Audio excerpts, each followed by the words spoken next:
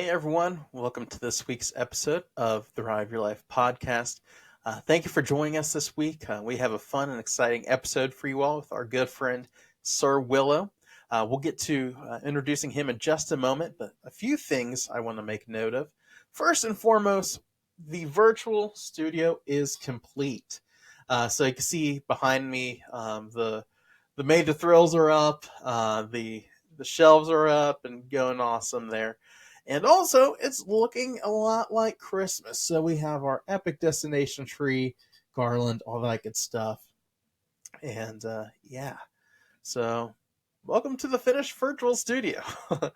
But anyways, in other news, um, I want to push this for the next few weeks here. We have two more episodes after this week for um, season 4. So next week we have a young man by the name of Savage Simon. He is a Christian, up and coming Christian music artist, and he has some interesting music. We've had guests on here that um, make like your typical, not typical, but like your CCM music. What Simon does, the theme of his music is obviously Christ centered, but they have a roller coaster focus, and it's going to be cool. I'll let him talk about it next week, so tune in for that. And then the following week to wrap up season 4 is a podcast that I actually recorded with recently. I don't know when the episode will go out, but the name of it's called Tune My Heart, where it looks at animated movies from a Christian perspective, looks at the story of the movie and gives a biblical focus on it. It looks through it through biblical lenses, so to speak. So that's going to be a fun way to end this season. And we do have a special bonus episode the week of Christmas, so stay tuned for that.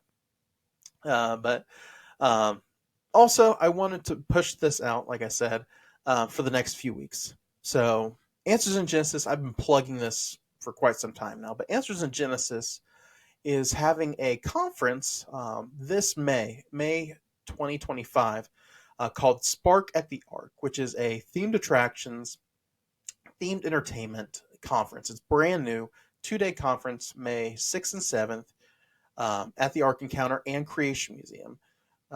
It'll bring in some of the industry's biggest names and some good Christian folks that work in the industry. So, off the top of my head, Alan Green, good friend of ours here on the podcast and in the ministry, and just a good friend of myself. He's going to be hosting the conference, and he's going to be opening the conference. I'm not sure how he's doing that, but he may just do like introductions and things like that. But he'll also be announcing some cool projects coming to Answers in Genesis attractions in the future. So we'll have him definitely on the podcast to talk about this conference as well as those projects. I'm excited for you guys to hear it. It's going to be huge. If you thought the arc itself was huge, wait till you see what they have in store. It's going to be awesome. Then we have Garner Holt of Garner Holt Productions. He makes animatronics for Disney, Universal, and just a bunch of different attractions. Awesome guy. I've heard a few interviews he's done with folks, and I hope to have him on here eventually. But he's going to be there talking. They have a current Disney animator. He's done films such as Frozen 2, Inside Out, Wreck-It Ralph. I think he worked on Coco. I'm not 100% sure, but he's going to be there speaking. A former theme park specialist, so to speak. I forget these guys' names, which I'm sorry for that. But check out their website, answersingenesis.com. Go to their events page and look for Spark at the Ark.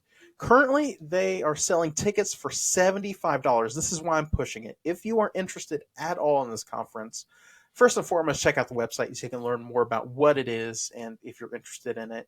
It's for anyone in the industry, anyone interested in going into the industry, or someone who just loves going and learning behind the scenes of how these attractions and things are done. I highly recommend it to anyone in those categories.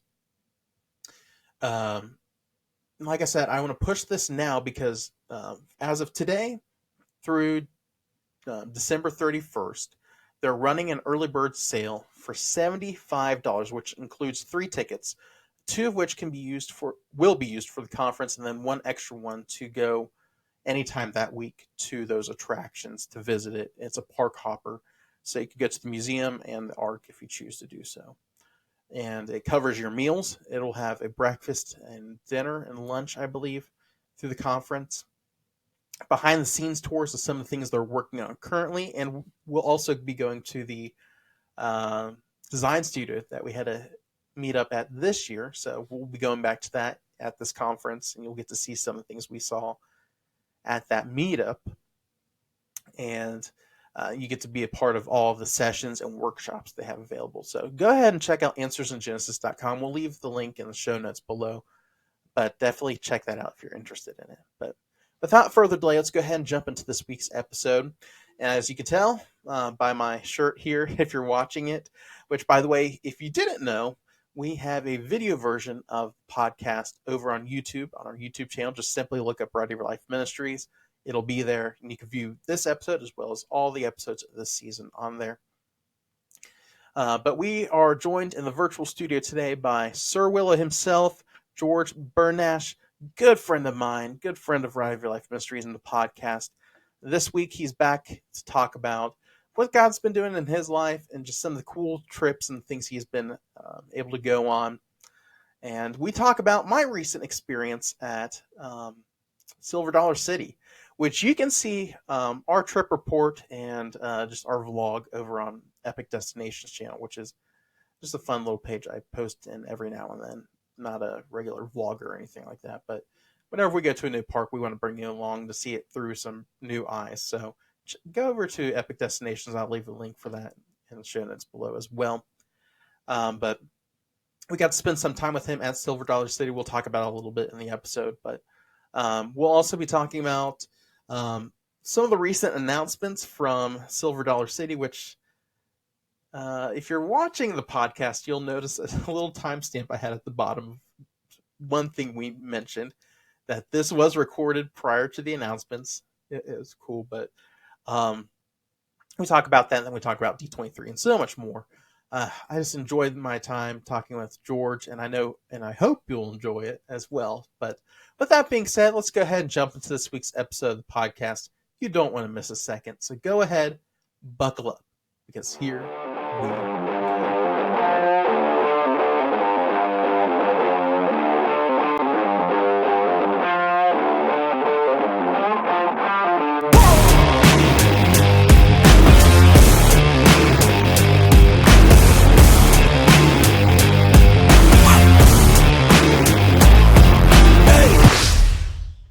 Hey everyone, welcome to this week's episode of the Bride of Your Life podcast.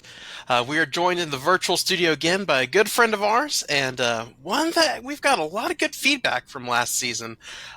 George Burnash, aka Sir Willow. How you doing? I am doing great. Happy to be back. It's great to have you back, and I was just listening to the episode again from last season, and it was so much fun. We knew we had to bring you back for another season and just talk about parks and stories and just anything that comes across our path. So before we jump into your introduction, Kinsey and I actually got to spend a little bit of time with you at Silver Dollar City recently, and we're excited to talk about that. And it was just great. I didn't scare you off. I was happy. Yeah. It was a lot of fun. We enjoyed it. And of course, we'll talk about it in just a moment, but we enjoyed the saloon show there. And heard we missed something that could have happened to me in the show, but it is what it is. But let's go ahead and have you introduce yourself for those who haven't heard last episode, which if you haven't heard last episode with George Sir Willow, go back and listen to that before you listen to this one. But for those who haven't heard of you yet, go ahead and introduce yourself. Just a little bit about yourself, your testimony, and Sir Willow. So I'm a YouTuber. Have worked at Busch Gardens, Walt Disney World, and Silver Dollar City in various capacities for about 10 years. So that's the theme park background. I've been a roller coaster and theme park nut since I was late teens. But I'm also a minister. We were pastoring a church here in Southwest Missouri for a dozen years or so. And now we're branching out a little bit, speaking at different churches every week. So I'm on the road a bunch. But Silver Dollar City is kind of my home park right now, and I was happy to introduce you to it. But just love doing anything and everything: theme parks, roller coasters. Yeah. Fair enough. Awesome. But you did mention, and we've already kind of alluded to it, but Silver Dollar City is your home park. Mm-hmm. We got to experience all the coasters, and I want to know which of those coasters is your favorite. The one I'm on. Okay. Fair enough. Fair enough. I have a hard time, honestly. Outlaw Run, I wish you had gotten to experience it at first couple seasons, because it's not as smooth as it used to be. But of the ones in the park right now, I probably would go with Time Traveler or Powder Keg. Wildfire's a great B&M ride. Outlaw Run, I still have a blast. My daughter thinks it's too rough. I love it. Thunderation started to show its age, and then the new Fire in the Hole is just fantastic. Yes. Absolutely love what they've done with that. Yeah, and I have to agree. Time Traveler's probably our number one coaster at the park. We loved it, and I got to get a night ride in right before the park closed. Nice. When we went, and it blew my mind. Just not knowing which direction you're going to be turning in the pitch black darkness. That was amazing. And when you hit one of those inversions sideways, that is totally different. Yes, it is, and we've never ridden anything like that, so that just blew our mind in general, and we loved it. And each ride experience is different, so you never know what you're going to get. Mm-hmm. So that we love that. And as you mentioned, Fire in the Hole, wow! And they've done such a wonderful job with that. I can only imagine what the original was like, but this is what a modern dark ride needs to be like. This, if Dollywood were to mess with a certain dark ride coaster in the park, I hope they do this. So Blazing Fury, honestly, if you've been on Blazing Fury, you have a very good idea of what the original Fire in the Hole was. Okay. Several of the scenes are actually the same kinds of scenes. Couple of differences. I don't think Ned Flanders is on Blazing Fury. Yeah. But otherwise, a lot of similarities there. And then you can see taking that and then fully updating it. Yeah. Those animatronics and figures were amazing. And I love how they blended screens and figures, and it wasn't just screens or wasn't just figures. It was a modern, beautiful blend of both. And outside of the very end, when the town's celebrating, there's spots where there's a screen. You wouldn't know that there's a screen because of the way it's blended in. Like the firefighter. Actually, the Red Flanders scene. You couldn't tell his wife in the window was a screen unless you were looking closely. But that was neat. And how they did the bald knobbers. They were creepy, I'll say that, but they did it in a very tasteful way. So the masks that they have, those are actually based on the historical masks that the bald knobbers would wear. Wow. So, yeah, if you're not familiar with them, you're kind of like, what on earth? But the bald knobbers were a real vigilante group here in the 1880s. And so the story they tell about them burning the town of Marlborough's down, that's actual history. That was right around where the park is now. Wow.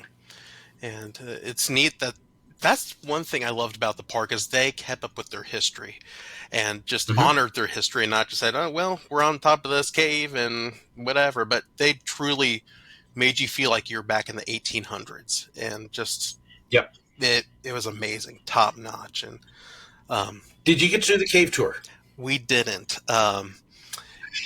We saw how small that hole is that you have to go through. And it's like, oh, I didn't know that was a part of the tour. It's just one spot. It's one place where you walk through and you basically have to duck down through that and come out the other side. Okay. So, yeah, it's not really a crawl or anything. It's more of a kind of a sideways walk briefly. Gotcha. But we so you didn't get to hear the story about the bear. No. What is the story of the bear? So there's this old Indian legend, and I'm going to completely mess this up. But the Indians that were in the area, the Native Americans, excuse me, sorry, old carryover from the train. We used to do a show where we talked about Indians out there, but the Native Americans actually had this legend about the cave, and I can't remember what the name of it was, and I have to look it up. But basically, one of the local Native Americans was chasing this bear, and this bear had gotten away from him, and he was trying to find it, and he's tracking him down and going after him, and he's almost up on this bear. He could see him, and he ends up actually slipping and falling into the cave and yelling at the bear, and whatever the name was basically translate to, "You stupid bear." A couple of the cave guides tell this story, and they tell it much, much better than I do, because they get you all wrapped up in this story and this bear and whether he's going to get away. But we already do want to come back to the park, so we definitely want to do that when we return. But the Harvest Festival was amazing. I love what they did with the pumpkins, the lighting, everything. It just blew us away. And we thought we covered the whole park. But when it came nighttime, we're like, did they just add this part when we were walking throughout the park? But I love how big the park is and just how much there is to see and do there. Like, I don't think we did the Grand Expo. I think we somehow got around that area, but we were really impressed with it. And just the pumpkins they had in that area was just amazing. So, did you hear how many pumpkins? No, how many? So the artificial pumpkins, the ones that are carved and lit up and hanging and stuff like that, I believe the number there is something like 7,000. Wow. What I heard. The real pumpkins, there's over 20,000 of them in the park. Wow, that's crazy. So, yeah, they've... when we first started going and working there, they didn't have the night hours for this festival. They didn't have all the pumpkins and everything. I think the first year for it was really the first year right before COVID. Wow. So all of the nighttime stuff and all that is all new. Used to be just the craftsmen and then the cowboys. So it's really been neat to see how they've added onto it and how much it's grown. Yeah. And we were impressed with the craftsmen there as well, and just the different booths and stuff they had. And just anything and everything, basically. If you can make it, they probably had a booth for it. So I was impressed with that. And then we had a skillet. Wow. Yes. Which one did you have? There's five of them in the park now? We had the sausage one. So that one was right next to the saloon that we had at. Yep. And it was so good. And the only complaint I had was, and I'm surprised I never say this, but I wish the portion was a little bit smaller. But they gave us this big foam bowl, and it's like, how in the world am I supposed to finish this? But it was so good. I laugh when I hear people talk about the food prices at Silver Dollar City and the servings, because it's big servings, and the prices are comparable really to what you pay outside. I think the in-park price for the burger and fries is around $15. Yeah. What are you spending at McDonald's anymore? And these are so much bigger and better, and I love the food. So that was our lunch. Then for dinner, we ate at the pizza place right outside of Outlaw Run. I forget what it's called. Crossroads Pizza. Yep. It's pretty good for being a pizza place at a theme park. It's really good. So, brick-fired. Dough is made from scratch every morning. Fresh ingredients, so it's not processed cheese. They shred the cheese there. They slice the meats. Well, at least they used to slice the meats. My son actually worked there. And, he helped with all that, and he'd come home smelling like pizza. But yeah, all fresh stuff, and they've got a couple unique pizzas there as well. I know they had a lot of them themed to the attractions and coasters there, so that was neat that they embraced on that. Speaking of Outlaw Run, I have to agree with you. We've ridden quite a few RMCs around the country, and this one, I'm thankful it paved the way for the RMC of what it is today. But it's definitely showing its age, depending on where you sit. It was an experiment as well with the type of track. It's a topper track, so they've got the wood stack, and then they have this, it's a metal tube on top to simulate the wood coaster track. You'll notice it's the only RMC that uses that track style. Good reason for that. It did not work the way they had hoped it would work. And yeah, they've actually, I don't know how much necessary for you to say, but there have been portions that they've had to redo a little bit. Yeah. So. Yeah.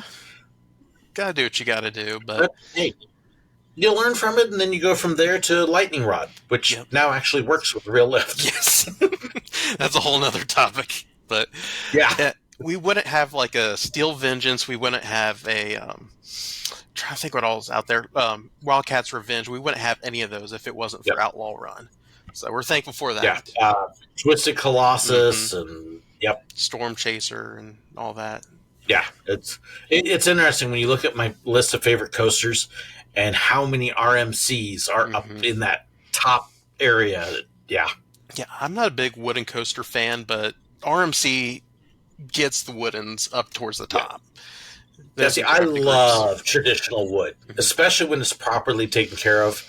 And so it almost bothers me to see all of these hybrids taking the place of the real ones. But they do such a great job with it. Yeah, and that's another thing we noticed about the park. They take care of their rides, no matter how old it is, new, old. They take care of them, and we love the flooded mine. We love how they take care of that. And has it recently gone through like a not like an upgrade, but like some maintenance or something like that? Because it seems fresh. Every off season, they go through and freshen it all up. So all the prisoners' clothing gets refreshed every year, and things like that. It's actually, considering its age, it's looking pretty good. Of course, having been there a bunch, I can go through and I can kind of go point out all the other stuff. But I enjoy it. The guns are terrible. That was my next point. I wish you knew where you were shooting. Yes. So, in fact, when we rode it this last week, one of my friends, he was literally shooting at the bottom of the boat and getting 100 points every shot. Wow. So, rumor mill is Flooded Mine may be getting the fire in the hole treatment somewhere in the next few years. Okay. We will see how true that is. Okay. I don't have any inside info on that. It just seems like it's about time. Yeah, I could see that happening, especially with the success of Fire in the Hole. This could definitely be another park improvement there, which the 17th of October, which by the time this episode comes out, it's already been announced, but it's interesting to see what enthusiasts think it is. And it's funny kind of knowing what it might be. It just makes me chuckle how the park has been teasing it. I think a number of people have a pretty good suspicion. I've been talking about it for 2 years now on what I think is coming. And I have a feeling I'm going to be sitting there October 17th and going, "Told you!" So no one will hear this until after October 17th, but is it true that the resort is finally coming? I am almost positive. I would be very shocked if it's not. It seems like the obvious next step, because you've had the huge success with it at Dollywood and other places. They've got the land. I think the resort is kind of a given and probably the worst kept secret out there. Yeah. I think most people are pretty sure of resort. I don't think that's going to be all, though. Yeah, I think we've talked about this before, but a land expansion for somewhere. And I would love to see an extension of, and this might be it, I'd love to see an extension of Fireman's Land, or the Fire District now. I'd love to see that and just expand the story of Fire in the Hole, because I'm still blown away just by that. And they could do so much more with those characters and with that story and that theme. which the theming of that land, again, it just blew me away. I love just the Mm-hmm. facade. I didn't even go in, obviously, Yeah. into the kids' play area, but I could only imagine what it looks like in there. It's fun. They've got the foam balls in there. You can still shoot and throw at everybody. And I'll go in occasionally with a friend and their kid and pop the kid. But it's just funny hearing everybody say, "Oh, it's going to be a giga. It's going to be a giga." It's like, no, giga-sized hotel, maybe. I don't know. So coaster enthusiasts are really stuck on the giga thing. Yes, they are. And it's like, okay, guys, stop talking your dreams and let's start talking reality. Mm-hmm. It's a family park. Yep. I don't see that in the future. But I look at everything that's happened at Dollywood and at Silver Dollar City. Dollywood from 2004 to about 2012 or so, more than doubled in size. Mm-hmm. And they've been adding, and it's really, it went from Silver Dollar City being the main park to Dollywood becoming it. And now I think they're coming back to Silver Dollar City. They redid the parking lot, massively redid it the last couple of years, and have pretty much doubled their parking. So that was the first thing. Okay, if we're going to bring in all these people, we got to have someplace for them to park. So I believe they're starting in the process now to do to Silver Dollar City what they've done to Dollywood. Hopefully they get a... Fire District, I think, is a good spot to possibly launch out. If they do that, what's actually right behind the fences there, behind the Fire District, is actually the maintenance and construction area from the roundhouse and then kind of behind it. So some of that would have to get moved. We'll see. Outlaw Run also has a gate there that heads out towards the woods. Okay. So you could potentially build a whole loop pretty easily from those two.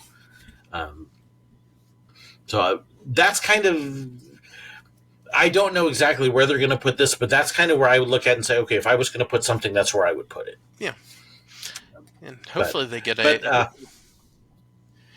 hopefully they get a Big Bear Mountain type ride there. Nice family coaster. I think Thunderation is starting to show its age. I think it's time for something along that lines.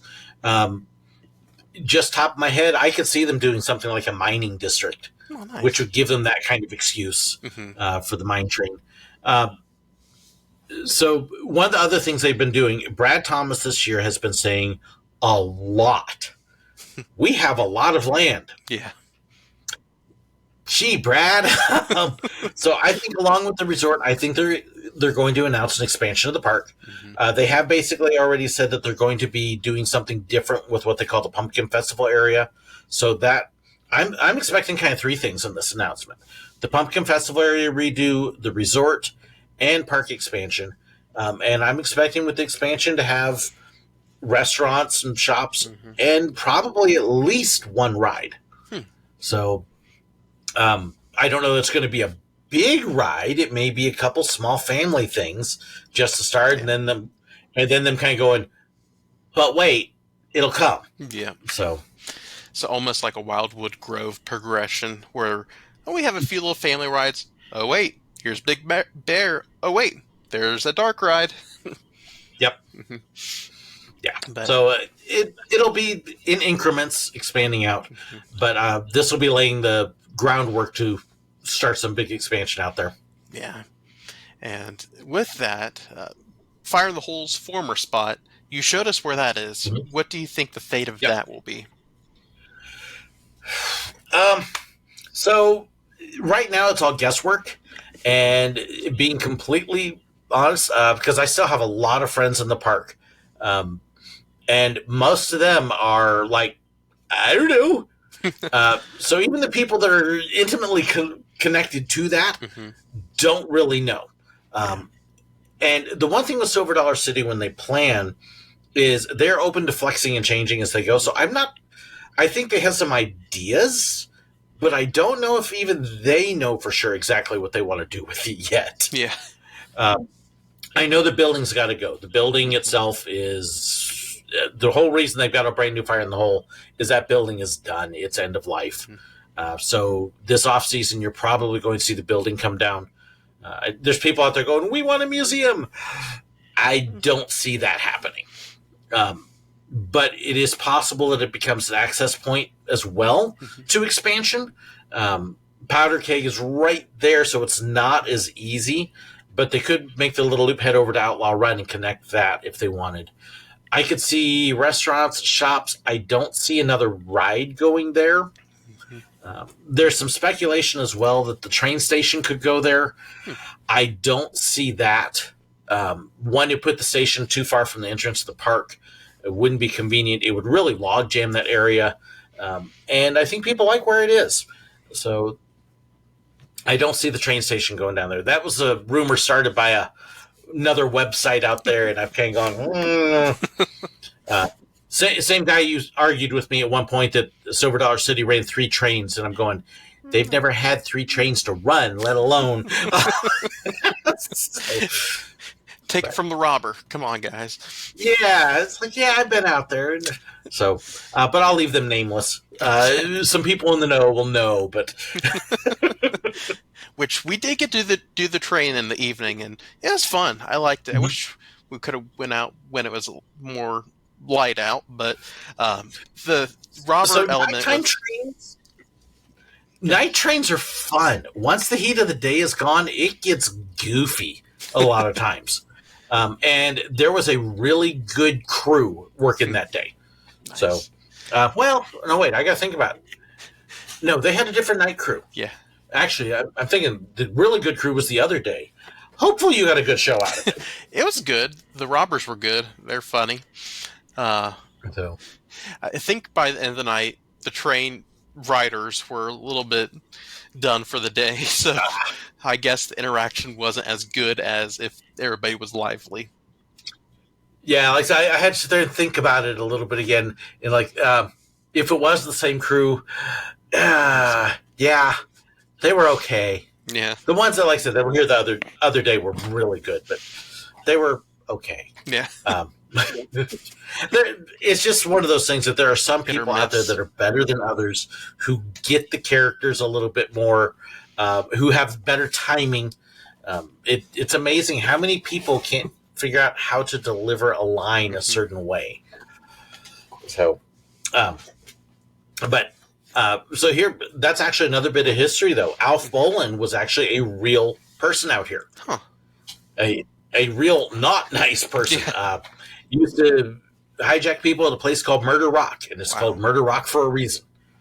Nice. So, yep. Again, I just love that story element to the park. It's not just we got a mountain, we got a cave. Let's make this backstory, but it's true stories, true people, real events, and I love that. Even though the bald knobbers were creepy looking dudes, which is funny. I don't know if it was you or someone else, but I noticed the names of the bald knobbers are interesting. Rather loony. They're a little loony. A little loony, yes. I laughed when I first saw that, and I went, this sounds, kind of, let's see, how should we say, a little bit wily? Yeah. In part of it? Little bugs. Yes. Yeah, a little buggy, a little coyote running. And I have not asked them, but I am sure that was an influence. Terry Sanders actually had a big role in one of them. Oh, nice. So, and if you don't know who Terry Sanders is, a local celebrity, he's a lot of the characters in the park. So we got to meet M. Balmer, and we met, who was the king character? We saw King and Queen that he did. Oh, goodness. That's just for the festival, I think, and I don't know if I know that one. But we saw him as a king, and then with a queen, they were just walking the park. And then earlier, that would have been Mandy more than likely. Okay, Whoopsie Daisy for people out here. I think that's just for the festival. That one might be new. Oh, nice. And then we saw the steampunk character he did earlier in the day. Yes, for Time Traveler. And then he also does Doc, the last name, Wildfire Doctor. Okay. He has a kind of a generic character for greeting people. A lot of times, he's been doing Scarecrow lately, which has been. We were very happy to catch that. That was very entertaining. That yeah, was a he's funny got video. Oh my goodness! Y'all need to see this so video. if you haven't, yes. So I've videotaped him greeting people. It's the good old. It looks like a standard scarecrow, Yeah. and then saying hi and boo to people walking by. Very entertaining. Some people's reactions were funnier than others, and Yes. there had to be some muted, but I had to mute a couple, and then the little boy he got at the end. Oh my goodness! oh man. I'm hopefully he'll put a link in there. You got to go follow the link and watch the video. Yeah, you guys have to see it. It's funny. Oh man, but we do want to come back someday for Christmas, an old-fashioned Christmas, and we've heard amazing things. We can only imagine how it is during Christmas time. We experienced it during a harvest and just almost like a regular season day. I can't imagine just all the lights, shows, and everything. It so amazing. You got to see with all the pumpkins and everything. I think it's something like 1 million lights actually for the harvest part, and then all the pumpkins. For Christmas, they're around 8 million lights. Wow, that's crazy. I mean, it's literally every building is fully lit up, and just everywhere there's lights, and the shows are amazing. It's just a whole nother level. It's one of the few parks I could say that, having worked at Disney during Christmas, I actually think they have a better holiday celebration in Silver Dollar City than Disney does. Wow. So. That's saying a lot, too. And hasn't it gone back and forth between Dollywood and Silver Dollar City for USA Today's Christmas event? I believe so. And I haven't been to Dollywood during theirs. I imagine it's probably similar to Silver Dollar City. Silver Dollar City's got Christmas in Midtown, so it's an area. A lot of people are like, "Oh, they just bought the Osborne lights from Disney." They didn't buy them, but they were inspired by them and built it in house. And so, if you can imagine the Osborne lights used to be down there, it's that kind of a thing. They don't dance here, but it's just this huge amount of lights in one area. It's crazy. Yeah. And that's my first thought when I saw, especially that big carousel light, I think is above Grandpa's mansion. I'm like, is that the Osborne lights? But then I asked you, and it's like, wow, it's very similar to MGM Studios. It's very similar. They took pictures of it. They used it for inspiration. But I know a couple of the people who actually built those things. Wow. One of them actually worked right next door to the train with us. And so good friends. And so my first year out there, I'm looking like, that is awesome. And she went, yes. You want to know how many hours I spent welding on it? So yeah, it is all built in-house. That's awesome. And like I said, we want to come and see it someday. So hopefully in the near future, we get to come back for it. But are you a thrill seeker looking for the perfect place to rest your head after a day filled with excitement? Look no further than Lodge Lovers, the trusted and recommended lodging provider of Rive Your Life Ministries. Whether you're planning for your next coaster trip, vacation getaway, or adventurous expedition, Lodge Lovers has you covered. With a wide range of rental prices to suit every budget, you can find the perfect accommodation for your needs. As a faith-based company, Lodge Lovers is committed to providing comfortable and welcoming lodging for all sorts of trips and adventures. Plus, when you book with Lodge Lovers, you're not just booking a place to stay, you're making a difference. That's right, Lodge Lovers is proud to donate 2.5% of all bookings to help Ride of Your Life Ministries. And you can rest easy knowing your stay is not just enriching your experience, but also contributing to a great cause of reaching those who need the gospel of Jesus Christ. For your next unforgettable adventure, choose Lodge Lovers. Book now and experience the perfect blend of comfort, convenience, and compassion. Visit our website, riveyourlifeministries.com, to learn more and to reserve your stay today with Lodge Lovers. With talk of Disney, Disney has recently done their usual D23. Mm-hmm. Were you able to follow along with some of that and see some of those announcements? Yeah. What were your thoughts? Based off track several record. things that I'm excited about. Several things that I thought were fantastic. There were definitely a couple I was kind of like, why? And then there was one that was like, okay, that's probably never going to happen. Which one do you think that will be? Villain's Land. Yep. They've talked about Villain's Land for at least 2 D23s in a row, and I want to say 3. Mm-hmm. And you notice there's still no details about where or what or how it's going to work. I think as much as anything, I think it's because they know everybody wants it. So, hey, let's make sure we get everybody cheering on the way out because we want Villain's Land. Sounds like they were copying somebody's homework with Dark Land. Someone down the street. So I don't. If that happens, it's going to be a long ways down the road. Mm-hmm. There were some things that, like I said, sounded great. There's a couple that I'm like, okay, this sounds like an amazing attraction, but the wrong place. I don't like what their plan is for cars, for example. Yeah.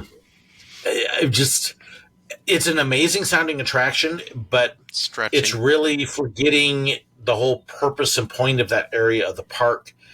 Sure, Rivers of America doesn't get a lot of traffic, but it's an aesthetic thing. Yep. And then you've got Indy Speedway over there that's just taking up a ton of space. Like, gee, cars where Indy Speedway goes. Mm-hmm. What? Although, yeah, it wouldn't necessarily be Tomorrowland. You could put cars behind Big Thunder. Yep. It would blend in that way. I think that would be better as well. So, I mean, you could take the same idea for the attraction. The D23 announcements for me just really screamed of e-tickets, IP, but we don't understand overall theme and concept of the park anymore. Yeah. Animal Kingdom. Yeah. Animal Kingdom. So Dinosaur, the whole area. I love Dinosaur the ride. That's amazing. Sad that is going, but that whole part of the park never fit. The rainforest idea is interesting, but does it have to be tied in? Yeah. I wish we got a Lion King land instead, because that would have been. There's things that they could do in Africa with that. I still wish they would come Beastly Kingdom. Yep. Why aren't we using this idea? Rainforest again isn't bad, but I'm trying to figure out how Encanto and Indiana Jones fit side by side. Two whole different worlds. It's really what they're starting to do. I don't know if you've been to Universal Studios Hollywood. We haven't yet, but they've got one spot where you come down the hill because it's built in the hills, and as you come down the hill, off to your left is Jurassic Park, and then off to the right is Transformers, and I'm trying to remember what the other thing is, and you're sitting there looking at these 3 things. Oh, the Mummy. The Mummy is right there. Jurassic Park, the Mummy, and Transformers. Huh? And this is what Disney is starting to do. They're forgetting the overall concepts and just dropping e-tickets. Yeah. And I love e-tickets, but, come on, guys. Let's remember what the purpose and point of the area is so you can at least blend it a little bit. Yeah. But we'll see in due time. But rumors are circulating Universal now that they might be getting rid of Marvel. So does that mean the world is finally getting their Avengers canvas? I don't know how solid those rumors are. Because for that to happen, end up soon. Yeah, Disney has to actually buy out that contract because it was a huge length contract. And I can see Disney wanting to buy it, but at the same time, then they're also going to have to pay Universal the same cost to redo and retheme the area. Yeah. I don't know that Disney's willing to fork out as much money as that is. If anything, they may buy out the exclusivity part. But even then, I'm kind of like, okay, so where would Avengers Campus go? Guess you could drop it at Studios because they have no idea what Studios is anymore. But As Studios, it has an identity crisis right now. I'm hoping my kids. I hope the Muppets stay. I hope Yes, the I'm animation not quartet. optimistic there, but my son. If a lot of people don't realize, my son was a film major. One of the major reasons he became a film major was from going to Hollywood Studios and Universal Studios and seeing the behind the scenes, how the films are made. It lit something inside of him that I want to do this. Yeah. And it doesn't do that anymore because there's no overall theme. Yeah. Eisner, when he dedicated the park, called it the Hollywood that never was but always shall be. Yeah. What? It doesn't fit anything anymore. Yeah. So it's sad. There's a lot of great stuff at the park, but none of it goes together. No. I missed the days of the tram tour there, this backlot studio tour, Lights, Action, Motor, Extreme Stunt Show. Lights, Motors, Action, yep. And then great movie ride. That's probably one of Disney's best rides ever. Yep. One of the best. The sound stages that were there, as weird as Drew Carey was, it was still fascinating to hear and see them, how they did the sound effects. A lot of behind the scenes stuff. They've kind of gradually gone away, and which I understand. Yeah, I understand, but it's like, come up with something that ties it together. Yeah. So now, if you were given the liberty to bring any IP to Disney World and it would make sense with a park, which one would you bring? And it would have to make sense. And it would have to make sense. Nada and Encanto and Indiana Jones are now friends in Latin America. And see, this is where it hurts because Muppets is in such a bad place. I would love to see them move the Muppets to a different place and then use that area to expand Star Wars. You've got Star Tours right there. This is one of the reasons I think Muppets is doomed. It's just in a awkward bridge spot there. And I don't think Monsters, Inc. will fit in there either. Monsters, Inc. will be a great fit over the animation courtyard. Yes. But I would bring in more Star Wars. I think Star Wars, honestly, is their cash cow. Yep. One of the things that I miss with studios was back when they had Star Wars weekends. And there's ways that they could incorporate some of that they have not in the Galaxy's Edge. That would probably be where I'd go with. I know that's very unoriginal. But otherwise, Marvel for me, because I've been to Disneyland a couple times now since they've added in the Avengers Campus, it just doesn't work. It's just random. They wanted to get rid of Bugs Land, so they had to put something in there. And there's so much I want to like about it, but it just does not actually feel like you're walking into Marvel. Yeah.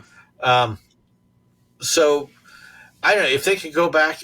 It's funny because it's very cartoonesque, but Universal's Marvel Superheroes Island feels much more Marvel than Avengers Campus does. So, I think they had the property and tried to make it the next Star Wars, but didn't make it the next Star Wars.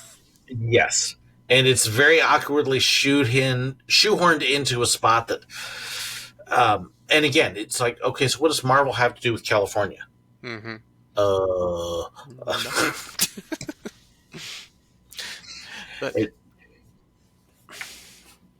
it would be something.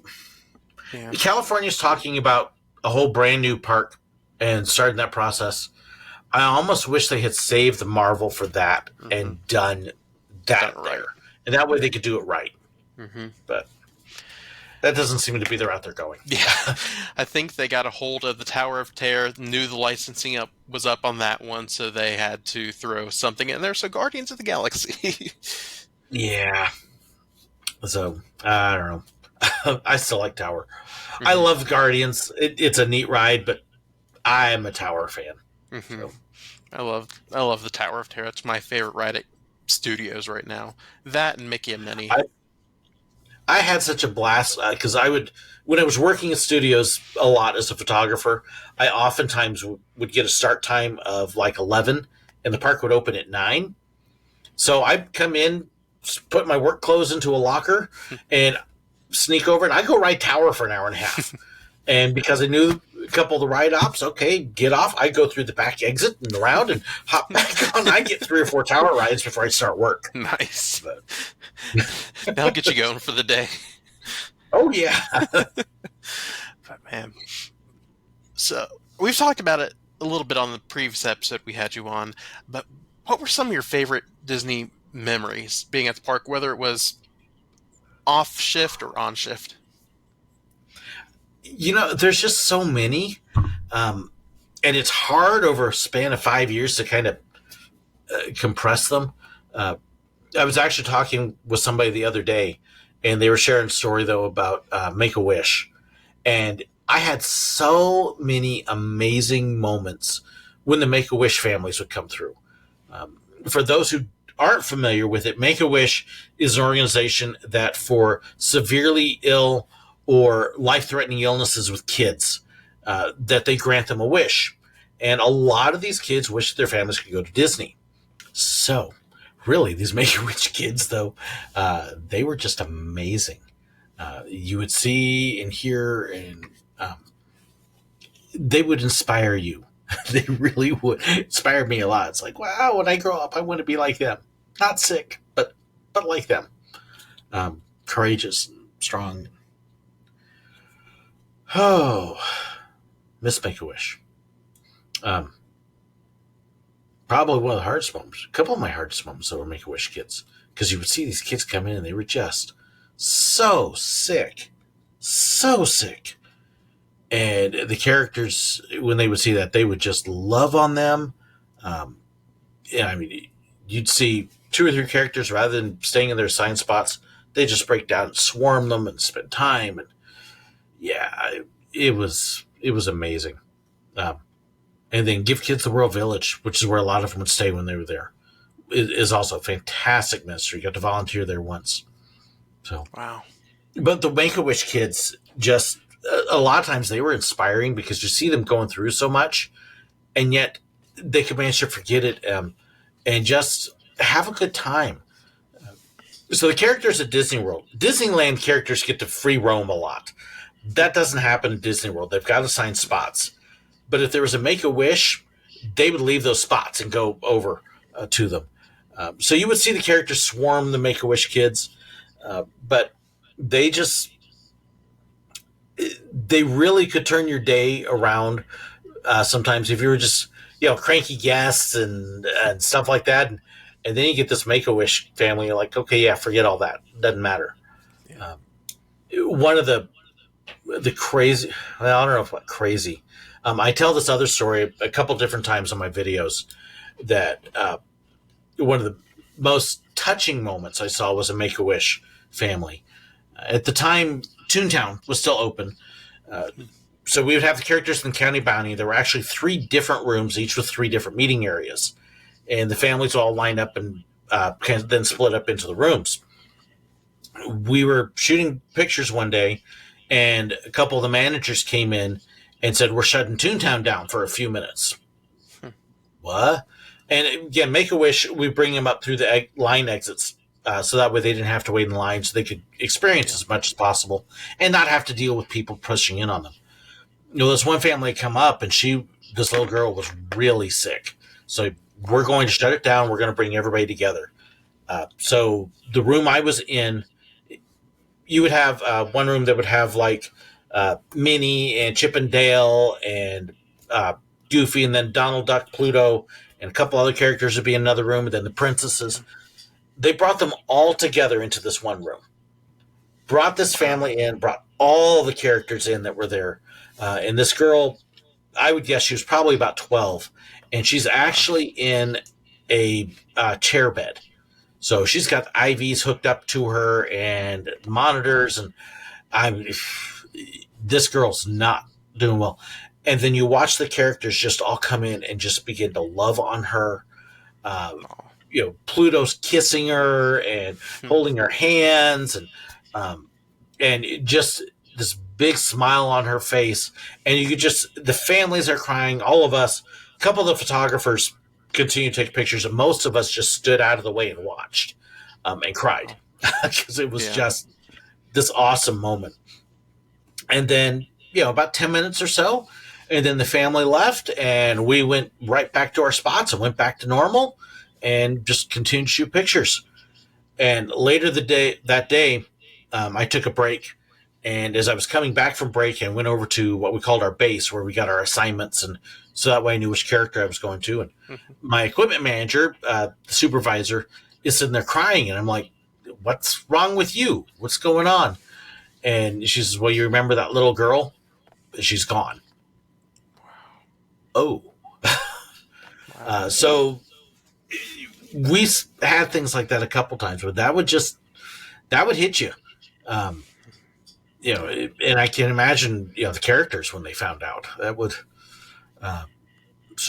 But we knew too that this girl's last moments were filled with joy and happiness and love, and we did everything we could to make them as fantastic and as wonderful as they possibly could.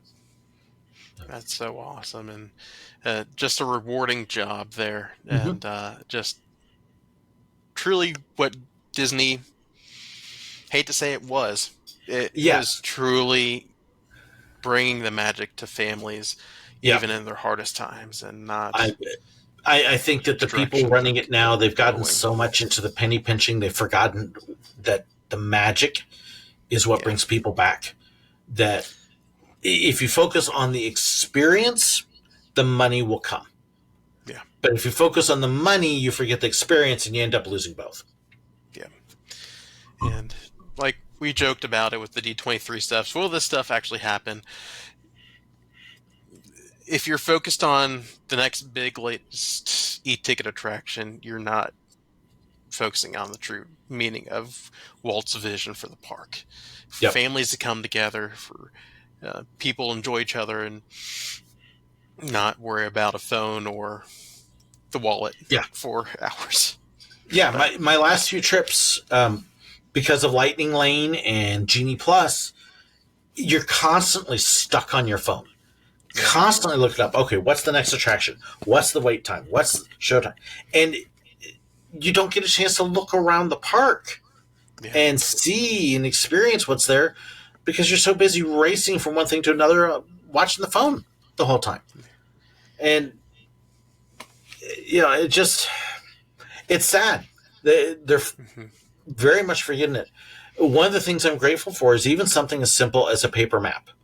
Silver Dollar City still has the paper maps. That was my next thought there. It's like, I forgot Silver Dollar City had an app when I went to the park. It's like, I had one of the best days at any theme park there. Mm-hmm. That's why Silver Dollar City is my favorite park I've ever visited. Just because it was an authentic, this is what I remember Disney like back in the day. Mm-hmm. Amazing workers or citizens at Silver Dollar City. Mike, I want to give him a shout out here on the podcast. Mike over at Red Flanders. And, man, just that attention to guests. Just Kinsey and I were the only one in the store at the time, but he spent, I don't know how long we spent talking with him. He showed us the whole newspaper. What's the name of the newspaper? I should know this. Hold on. What's the name of the newspaper? I've got one here, and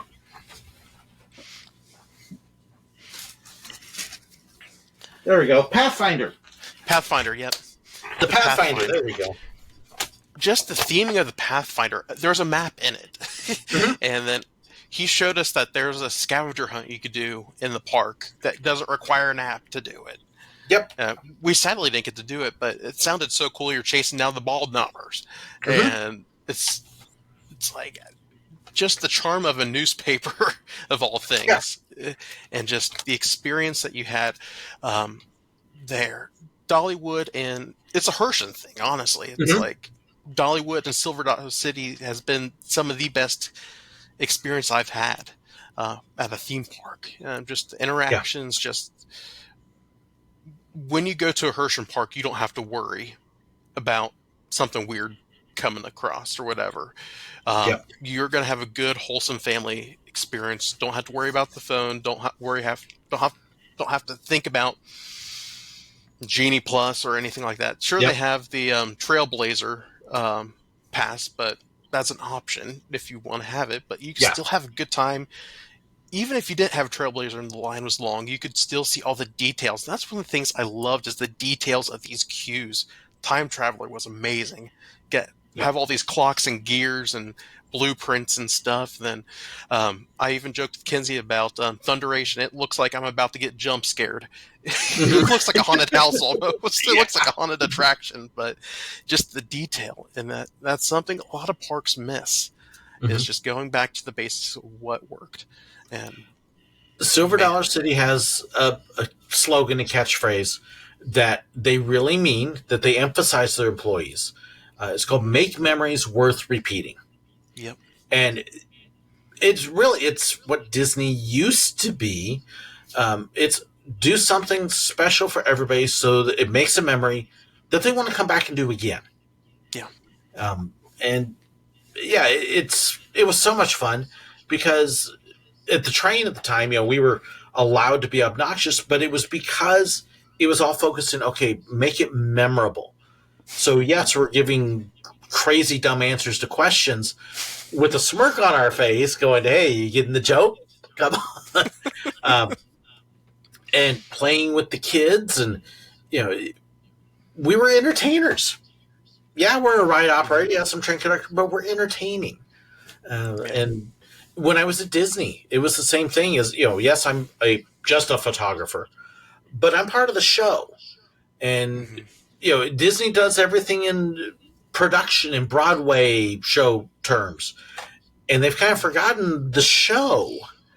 Because even the guests, they're the audience, they're partaking in this, and it's kind of sad. I love that Hershey still emphasizes it. There are still parks out there that do emphasize it, but Universal's almost doing more of it now than Disney is.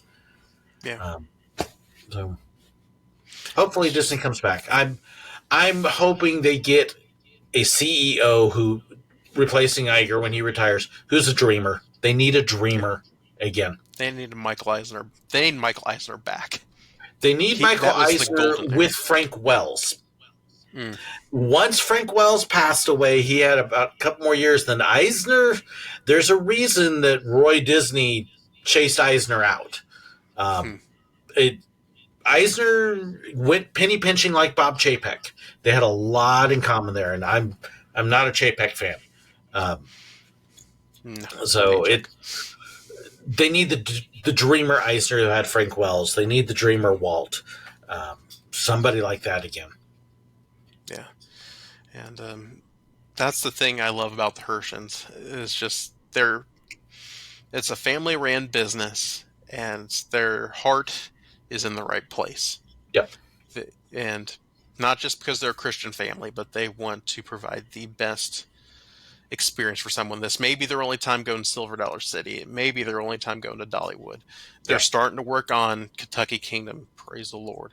But yeah, they're finally starting to. They've been there long enough. They're finally starting to get their grip on it now. It's been a process. Yeah, and even Newport Aquarium, I've seen a change since they bought that. And it's just neat to see the future of the theme park industry, and if only other parks were to look at them and model after their business, they could be as successful. And winning all these USA Today best top 10s, these golden ticket awards, which shout out to Fire in the Hole. Well-deserved best new family attraction for this year. Well-deserved. But yeah, so... And it's been great just talking parks with you, Silver Dollar City, Disney, all that good stuff. And just As always, you're welcome back on here. But let's go ahead and have you plug how folks can get connected with you, Sir Willow, and anything else you want to promote. So I'm easy to find. Drop a Sir Willow search into any search engine and you're going to get me. Mostly YouTube. Produce videos there. But I've got a fan page and group on Facebook as well. And a couple other little things. I don't do Twitter as much, or X or whatever it is now. And Instagram just a little bit. So mostly Facebook and YouTube at this point. But that's where I have most of my stuff. I do, in addition to the Sir Willow, which is the amusement park, theme park, Disney stuff, I do have another smaller channel called The Burning Bush with George Burnash. And that's kind of my Christian one. You'll see short devotions on there, me talking about current topics and stuff like that. I don't update that one as often, but if you want to catch me actually preaching, that's more where you'll find that. But that's pretty much where I'm at is those couple spots. So, but yeah, do a Google search for Sir Willow. You'll find some interesting things. Yeah, but we'll drop all those links down below so you can check those out. And one last question for you here, George. This is one that's been a new question that we've asked all of our guests since you've been on. Each week, each Saturday, we have something called the Song Spotlight, where we get to highlight a song that means something to our guests. Oh no, Craig's going to get scared now. So, what is one song you want to highlight this week? Okay, so before I tell you a story, one of the ongoing jokes on my YouTube channel from one of my best supporters, a good friend of mine, is please don't sing. Because I'm not the best singer, and so it's become a joke that people will feed me lines wanting me to sing and have Craig going, ow, ow, ow, ow. So, Craig, this is going to be for you. All right, go ahead. All right. Craig, this is for you. What's one song that you want to highlight this week for our Song Spotlight? Ooh, oh gosh. There have been some amazing praise songs that have just really been hitting home. One of my favorites is one I don't dare sing because I can't sing it up, but it's actually just called Praise. That has been fantastic. See if I can get this other one. And I'm going to forget the name, but the chorus is basically, he picked me up, turned me around, set my feet on solid ground. I'm going to, and just. I thank God. I thank God. Yes, I thank God. That one, I'm selfish. I think our praise team at our church here in Branson, it does the best version of that. I've been at other churches. Ours just rocks that song when they do it. And we've got some very talented people. Some people might know the name Alan Asbury. He's had a couple big country hits years past. That's our worship leader at church. Wow. That's awesome. But yeah, so I thank God and then praise him, which is making the rounds right now on the radio. Radio, that'll date me, on the streaming services. Those two are probably my most played currently. So awesome. We'll definitely highlight those this week. But thanks as always, George, for coming on. We do appreciate you and just thank you for your friendship. And we're excited to see what God has in store in the days to come. Thank you so much. It's been fun. Love being on with you. Thank you for tuning into this week's episode of the Ride of Your Life podcast. We hope it was a blessing, help, and encouragement to you. You can view this episode as well as other episodes of Season 4 over on our YouTube channel. Simply search Ride of Your Life Ministries. While you're there, be sure to hit the subscribe button and the bell notification so you don't miss an episode of the podcast. Also, you can connect with us on social media on Facebook, Instagram, and Threads at Ride of Your Life Ministries, and also on X at ROYL Ministries, and that's Royal without the A. You can visit our brand new merch shop, rideofyourlifeshop.myspreadshop.com, to catch some really cool merch that you can make Christ known in the parks and wherever you may go. You can find a link to our merch shop as well as learn a little bit more about who we are as a ministry and catch some upcoming events. Simply go to rideofyourlifeministries.com. You can text us at the ROYL Hotline at 513-285-8319. We hope you have a great week, and we will see you here next Monday on the Ride of Your Life.